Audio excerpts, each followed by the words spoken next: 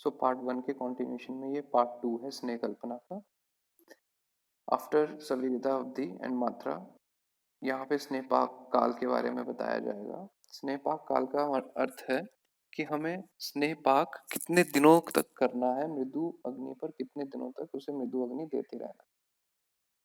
तो the duration of पाक depends upon the द्रव द्रव्यास, अर्थात जितना भी जो भी द्रव द्रव्य हम उसमें ऐड करेंगे, लिक्विड पार्ट हम स्नेह में ऐड करेंगे, उस पर डिपेंड करेगा कि हमें कितने दिनों तक स्नेह पाक करना है। यदि हम केवल किसी भी चीज का वली या मूल आदि का क्वाथ बनाकर प्रयोग कर रहे हैं तो 12 दिन हम पाक करेंगे। 12 दिन का मतलब है प्रत्येक दिन हम 4 से 5 घंटे उसको गर्म करेंगे और फिर बंद कर देंगे, फिर 4 से 5 घंटे गर्म करेंगे और बंद कर देंगे। यदि हम पूरे दिन अगर मृदु अग्नि भी देते रहेंगे तो वो 2 या 3 दिनों में ही पूर्ण पाक हो जाएगा। इसलिए जब हमें 12 दिनों के लिए पाक करना हो तो प्रत्येक दिन हम 1, 2 या 3 घंटे पाक करने के पश्चात उस अग्नि को बंद कर देंगे। इसी तरह यदि हमें आरनाल और तक्र से पाक करना है तो हमें 5 दिनों में पाक पूर्ण कर लेना है। यदि हम सोरस ऐड किया है, जैसे ब्राह्मी घृत में ब्राह्मी का सोरस इस्तेमाल किया जाता है, तो हमें 3 दिन में पाक पूर्ण कर देना है। यदि हम दूध का प्रयोग कर रहे हैं तो 2 दिन में पाक पूर्ण कर देना है। यदि मांस रस और व्रीहि धान्य का प्रयोग कर रहे हैं तो 1 दिन में स्नेह पाक पूर्ण कर देना है। नेक्स्ट इज स्नेह सिद्धि के लक्षण। हमें किस प्रकार पता लगेगा कि स्नेह सिद्ध हो चुका है या जितने हमें एक्सट्रैक्शन चाहिए थी उतनी एक्सट्रैक्शन हमें मिल चुकी है। एक तो उसका फर्स्ट पैरामीटर था कि जितने दिनों तक बताया गया है उतने दिनों तक पाक किया जाए। एंड सेकंड थिंग इज वर्तिवत स्नेह कल्क स्याद अंगुला विमर्दिता। इसका मतलब है कि जब भी हम उसमें से जो स्नेह पाक हो रहा है, स्नेह पाक में से कल्क को निकाल कर अपने 2 अंगुलियों के बीच में घुमाएंगे तो वो विमर्दित, घुमाएंगे तो उससे एक विक बन जाएगा। शब्द हीनो अग्नि निक्षिप्ता, यदि हम उसे आग पे जलाएंगे तो शब्द नहीं, चट चट की कोई भी आवाज नहीं आएगी, अर्थात स्नेह सिद्ध तो भवेत तथा। इसका मतलब है कि सिद्ध स्नेह जो है वो सिद्ध हो चुका है। यदि हम कल्प को लेते हैं अपने हाथ में और उसकी विक बनाने की कोशिश करते हैं तो विक बन जाती है, उसकी वर्ती बन जाती है। और यदि हम उसी वर्ती को या तेल को या सिद्ध स्नेह को अग्नि पे डालते हैं तो कोई भी आवाज नहीं आती। इसी को हम कहते हैं स्नेह सिद्धि लक्षण। यदि हम बात करें तेल और सर्पी की, तो जब तेल में फेन आना शुरू हो जाए और सर्पी में फेन की शांति हो जाए तो उसे हम कहेंगे स्नेह सिद्धि लक्षण। तेल में जो है फेन उद्गम होता है और सर्पी में फेन शांति होती है। गंध वर्ण रसो उत्पत्ति स्नेह सिद्धि तथा भवेत। तो यहाँ पे गंध वर्ण और रस जिस प्रकार का हमें बताया गया होगा, कोई भी टेक्सचुअल रेफरेंस से अगर हम बना रहे हैं, कोई भी तेल बना रहे हैं, तो उसमें जैसा उसका गंध वर्ण और रस बताया गया है उस गंध वर्ण रस की उत्पत्ति हो गई है, तो हम कहेंगे कि स्नेह सिद्ध हो चुका है।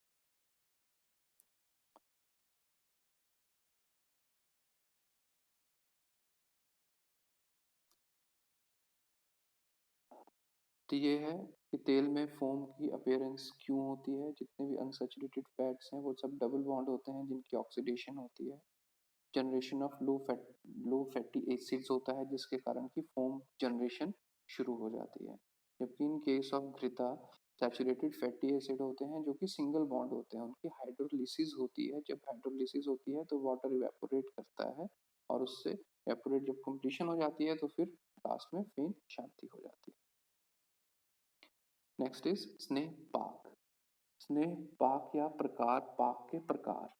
तो यहाँ कितनी तरह के स्नेह पाक प्रकार बताए गए हैं या कितनी तरह के स्नेह बताए गए हैं, वो है आम पाक, मृदु पाक, मध्यम पाक, घर पाक और दग्ध पाक।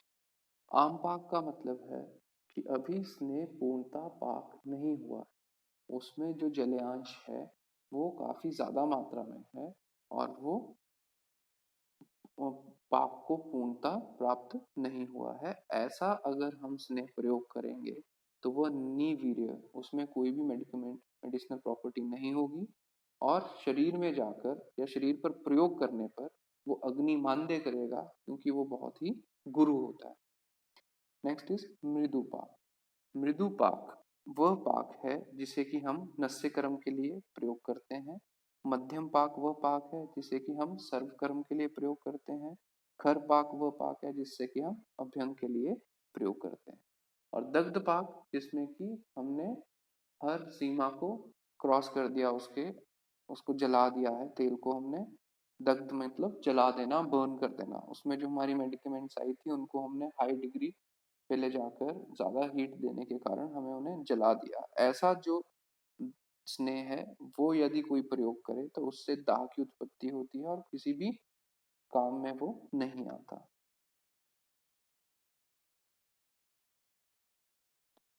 अब हम असेस कैसे करेंगे कि आम पाक है, मृदु पाक है, मध्यम पाक है, खर पाक है या तत्व पाक है।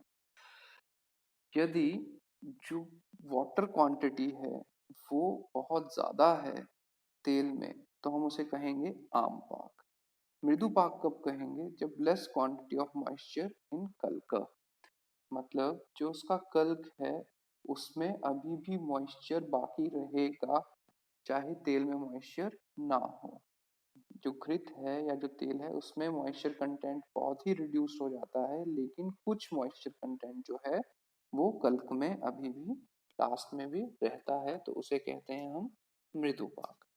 मध्य पाक उसे कहते हैं जिसमें कि जो हमारा तेल है और कल्क है ये दोनों ही डिवॉइड ऑफ मॉइस्चर हो जाए, ना हमारे तेल में कोई आवाज आए जलाने पर और ना ही हमारे कल्क में कोई आवाज आए जलाने पर।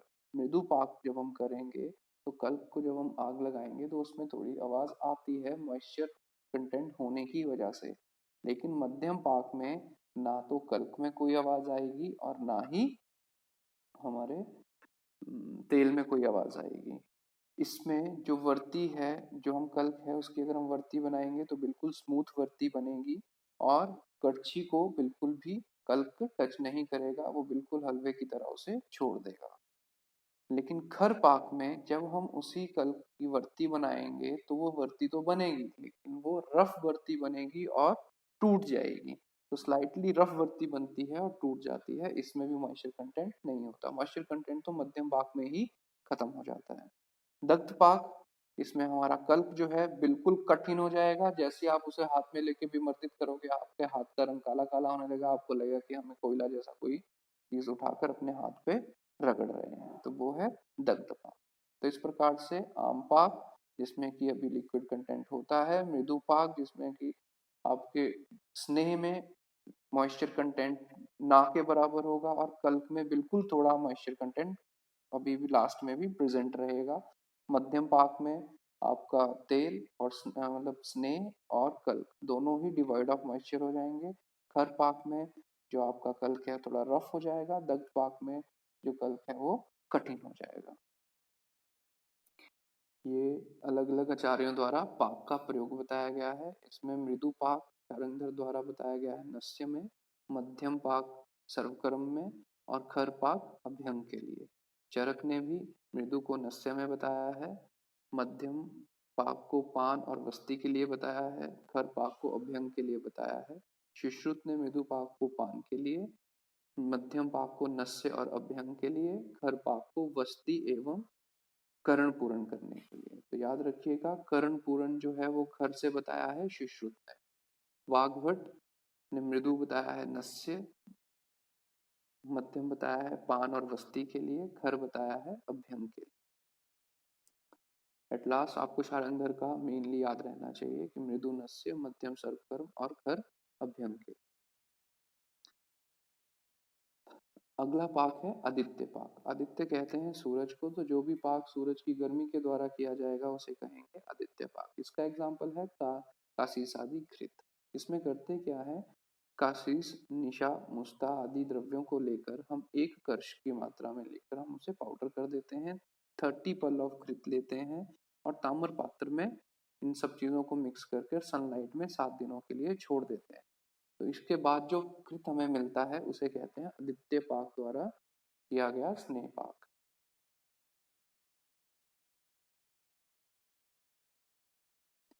नेक्स्ट है गंध पाक। गंध पाक को हम पत्र पाक भी कहते हैं या पत्रकल्प भी कहते हैं। इसमें क्या है, जितने भी ड्रग्स हमें चाहिए, जो भी जैसे कि सुगंधित द्रव्य हमें चाहिए, हमें अपने तेल को सुगंधित बनाना है, उसके लिए जो कर्म किया जाएगा उसे कहेंगे गंध पाक। इसमें तेल पाक होने हो जब तेल पाक कंप्लीट हो जाता है तो उसे छानने के बाद उष्ण अवस्था में ही कस्तूरी आदि गंध द्रव्यों को पीसकर गंध जो भी गंध वृद्धि करने के लिए जो भी सुगंधित द्रव्य हैं उनको तेल में डाला जाता है। अब ये द्रव्य किस तरह से ऐड किए जाएंगे? ये द्रव्य ऐड किए जाएंगे, हम ड्रग्स जो लेंगे वो इक्वल क्वांटिटी में लेंगे, सभी जो पाउडर करनी है वो सब इक्वल क्वांटिटी में होंगे, उनको पाउडर करेंगे और कॉटन क्लॉथ में डाल के एक पोटली बना लेंगे और इस पोटली के वेट से 16 गुना वेट हम लेंगे किसी भी तेल का। उस तेल को हमने ले लिया, वो तेल गरम गरम ही लिया जाता है, बहुत ज़्यादा गर्म तो नहीं, लेकिन मोर देन 60 डिग्री सेंटीग्रेड या 80 डिग्री सेंटीग्रेड तक का उसका टेम्परेचर होना चाहिए। उसे लेकर उस पोटली को उस तेल में सबमर्ज कर दिया जाता है और उसके बाद ऊपर से ढक्कन लगाकर सील कर दिया जाता है। आफ्टर 10 डेज जो है इस पूरे प्रोसीजर को या इस पूरे कंटेनर को ओपन किया जाता है। ओपन करने के बाद जो पोटली है उसको स्क्वीज करते हैं उसी तेल में, और स्क्वीज करने के पश्चात ही हम गंध द्रव्यों को अलग निकाल कर रख लेते हैं। इससे जो जितने वॉलेटाइल ऑयल्स हैं गंध द्रव्यों के वो तेल में मिक्स होकर उसी में ही रह जाते हैं और उसी से ही वो हमें खुशबू मिलती रहती है। तो इस पाक को कहते हैं गंध पाक। इसमें कौन कौन से द्रव्य हम मेनली यूज कर सकते हैं? तो केसर है, सफेद चंदन, अगर, ककोल, जटामांसी, तेजपत्र, कर्पूर, उशीर, कस्तूरी, ये सब जो हैं ये गंध द्रव्य हैं जिनको हम लास्ट में अपने तेल में गंध डालने के लिए या उसको खुशबूदार बनाने के लिए यूज करते हैं। नेक्स्ट हमने बात की थी कि जब भषज्य रत्नावली, चक्करपाणी और शारंगर ने इन्होंने आचार्यों ने बताया कि जो पाक करना है वो मूर्छित स्नेह से पाक करना है। तो ये मूर्छना क्या है?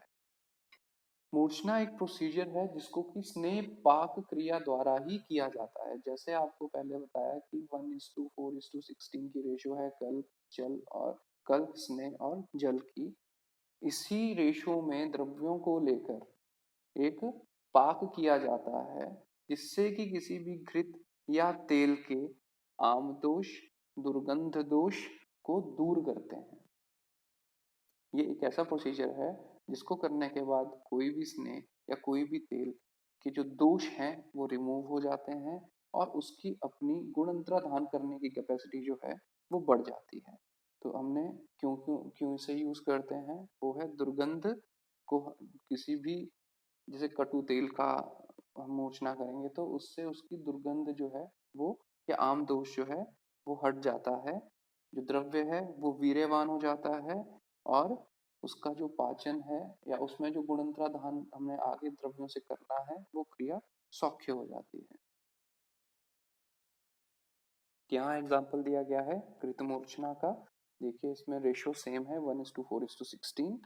इसमें एक एक पल हम द्रव्य लेंगे, पथ्य धात की विभक्ति, जलधर, रजनी, मातुलुंग और सुरस, और जो रेस्ट हमारा 4 पार्ट्स जो रहेगा या 4 प्रस्थ जो रहेगा वो जल रहेगा और एक प्रस्थ जो है हमारा कृत रहेगा। तो इसमें रेशो मेंटेन रहेगी 1:4:16 की। इन द्रव्यों को लेकर हम सिंपल पाक प्रोसीजर करेंगे और पाक के लक्षण जो हमने पहले पढ़े हैं वही लक्षण हम इसमें देखेंगे। जब वो लक्षण सिद्ध हो, जब हमें सिद्धि के जो लक्षण पढ़े हैं वो लक्षण हमें इसमें मिल जाएंगे, पाक के दौरान मिल जाएंगे, हम उसे फिल्टर करके अपने पास रख लेंगे और उसे कहेंगे ये मूर्छित घृत या मूर्छित तेल है। यहाँ पे तिल तेल मूर्छना के द्रव्य दिए गए हैं जिसमें कि मंजिष्ठा 116 पार्ट लेते हैं, रजनी, लोद्र, मुस्ता, नलिका, त्रिफला, बला, वटांकुर, सूची, पुष्पमूल रस जो है ये सब 1/64 पार्ट लेते हैं, तिल तेल 1 पार्ट और जल 4 पार्ट। इनके साथ हम इसको स्नेह सिद्धि करेंगे और इसके बाद जो हमें तिल तेल मिलेगा उसे कहेंगे मूर्छित तिल तेल। अब ये जो मूर्छित तिल तेल मिला है और मूर्छित घृत मिला है, इस मूर्छित घृत और मूर्छित तिल तेल से जो है हम फर्दर मेडिसिन को सिद्ध करते हैं, इनको यूज करते हैं आगे फर्दर मेडिसिन बनाने के लिए या स्नेह कल्पना करने के लिए। एक बात मैं यहाँ पे और ऐड कर दूं कि अगर हम बात करें घृत में श्रेष्ठ गौघृत है और तेलों में श्रेष्ठ कृष्ण तिल तेल है। और इसको सब घृत को भी सर्वश्रेष्ठ क्यों बताया गया है? क्योंकि इसमें सबसे ज्यादा गुणंतरादान करने की कैपेसिटी या गुण रहता है। अब इस मूर्छना से होता क्या क्या है? जो इसमें आप वैल्यूज बताई गई हैं, significant increase in iodine and saponification value, decrease in acid value, decrease in rancidity value, decrease in saturated acid profile and increase in unsaturated percentage जो हमारे लिए रिक्वायर्ड। अब यहाँ पे एक्सप्लेनेशन दी गई है जो मैंने अभी अभी बताया कि तिल तेल ही क्यों, तिल तेल सर्वश्रेष्ठ क्यों है? क्योंकि ये इसमें जो लिगेंड्स होते हैं ये एंटी कोलेस्ट्रॉल एजेंट्स होते हैं। हम तेल यूज कर रहे हैं, कर तो हम एक फैट यूज रहे हैं, लेकिन फिर भी वो ऐसा एंटी कोलेस्ट्रॉल एजेंट काम करता है। और सिसमी सीड्स जो हैं वो क्या करते हैं? Protect liver from oxidative damage. और नेक्स्ट पार्ट इज आवर्तना। आवर्तना क्या है? आवर्तना में repeating the process of स्नेह कल्पना for several times means आवर्तना। यदि हम एक ही स्नेह पाक का प्रोसेस सेम कृत के साथ बार बार रिपीटेड तौर पे करें, यदि हम जैसे हमने क्षीरबला तेल है उसको हमने एक बार सिद्ध कर लिया, उसको उसी सिद्ध वाले तेल को हम फिर से स्नेह कल्पना के प्रोसीजर में डालेंगे, उसे बार बार रिपीटेड एक ही तेल के साथ प्रोसेस करते जाएंगे तो उसे कहेंगे आवर्तना। ये करती क्या है? This potentiate the final product to achieve the maximum benefit of the drug. तो इस तरीके से हम ड्रग की डोज भी कम कर देते हैं और ड्रग जितनी भी ड्रग हमें रिक्वायर्ड मतलब स्मॉल अमाउंट ऑफ स्नेह में हम ज्यादा इंटेंसिफाइड थेरेप्यूटिक वैल्यू को ऐड करने में ऐड करना पॉसिबल हो जाता है। नेक्स्ट मेथड ऑफ प्रिपरेशन क्या रहेगा इसमें? द जनरल प्रोसीजर ऑफ स्नेह कल्पना is follow to obtain the स्नेह।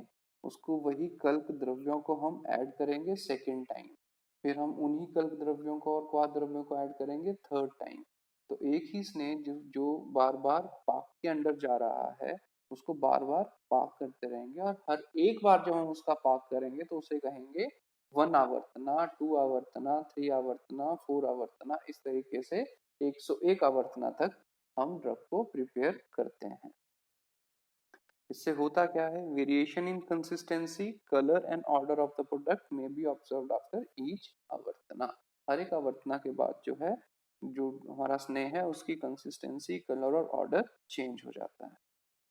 इसके एग्जाम्पल क्या है? क्षीर बला तेल 101। इसका मतलब है 101 बार क्षीर बला तेल को आवर्तित किया गया है, उसका 101 बार सेम तेल का 101 बार पाक किया गया है। धनवंतरम तेलम 101। तो लास्टली हम मेन पॉइंट्स फिर से एक बार देख लेंगे कि कल्पना जो है, स्नेह कल्पना जो है वो हमेशा तीन चीजों से की जाएगी, अग्नि, जल और काल। इन तीन चीजों को कंसिडरेशन में रख के की जाएगी कल्पना। इन विच द अग्नि, जल एंड काल संस्कार are used to obtain active principle, उसे क्या कहते हैं? स्नेह कल्पना। ये एक यूनिक प्रोसीजर है जिससे कि हमारे पास वाटर एक्सट्रैक्ट और लिपिड सोलुबल एक्सट्रैक्ट दोनों ही मिल जाते हैं। इसकी एडमिनिस्ट्रेशन जो है वो बाह्य अभ्यंतर दोनों तरीकों से की जाती है। मध्यम पाक जो है वो सर्व कर्म के लिए प्रयोग किया जाता है। मूर्छना का एक बहुत इंपॉर्टेंट रोल है जो कि फार्मास्यूटिकल और थेरेप्यूटिकल वैल्यू को इंक्रीज करता है स्नेह की। आवर्तना जो है वो ड्रग की पोटेंसी को इंक्रीज करते हैं, उसकी थेरेप्यूटिक वैल्यू को इंक्रीज करते हैं और ड्रग की अवेलेबिलिटी इन द स्नेह को इंटेंसिफाई कर देते हैं, कॉन्सेंट्रेट कर देते हैं। और rules are set for complete और प्रॉपर एक्सट्रैक्शन ऑफ गुणास। और ये जो जितने भी रूल्स हम आपको बताए, रूल नंबर 1 2 3 4 5 6 7 तक, ये सब इसलिए बनाए गए हैं ताकि हमारी मैक्सिमम एक्सट्रैक्शन हमें अचीव हो सके। Last is the conclusion. Snake Kalpana is widely used dosage form in the Ayurvedic pharmaceutical method of preparation and